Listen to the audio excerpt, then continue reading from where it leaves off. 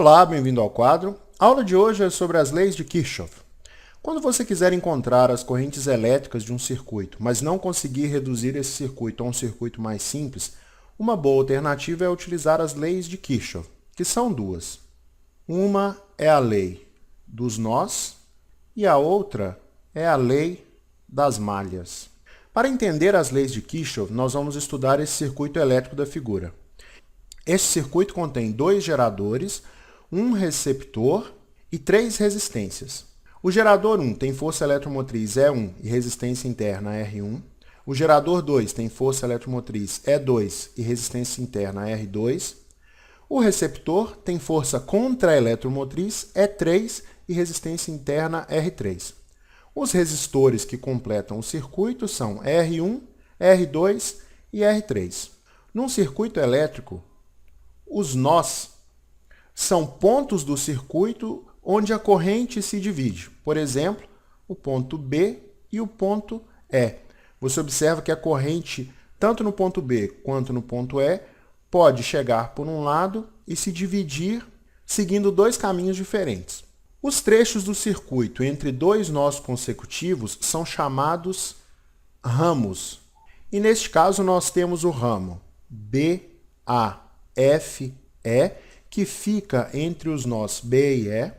Nós temos também o ramo BE, composto por estes elementos, que é onde fica o segundo gerador. E nós temos o ramo BCDE. Qualquer conjunto de ramos formando um percurso fechado recebe o nome de malha. Neste circuito, nós temos três malhas. A malha A, B, E, F, A, B, E, F, A.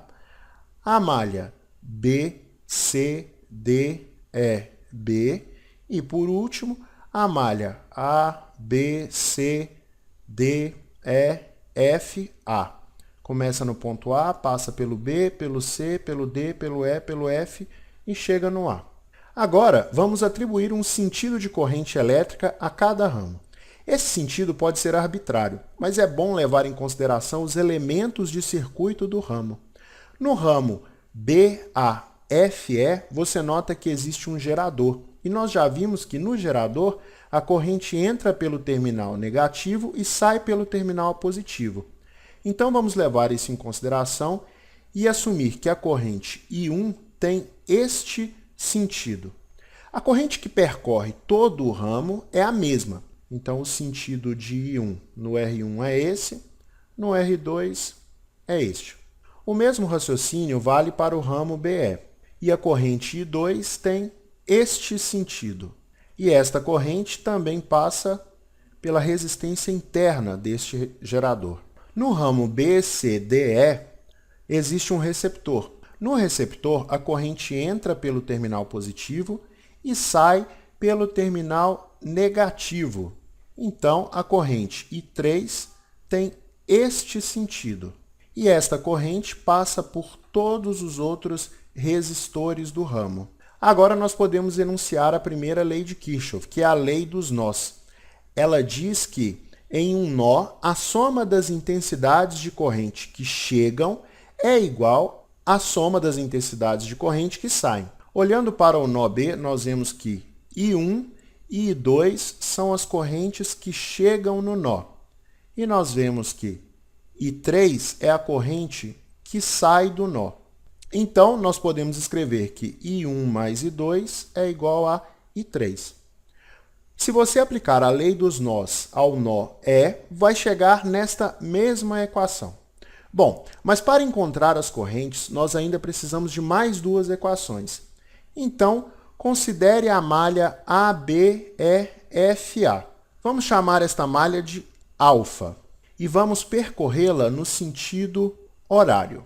Fazendo isso, nós podemos escrever que VA menos VB, que é a diferença de potencial entre A e B, mais VB menos VE, que é a diferença de potencial entre B e E, mais VE menos VF, mais VF menos VA é igual a zero. Mas VA menos VB é a diferença de potencial entre A e B. VB menos VE é a diferença de potencial entre B e E. VE menos VF é a diferença de potencial entre E e F. E VF menos VA é a diferença de potencial entre F e A. Isso tudo é igual a zero.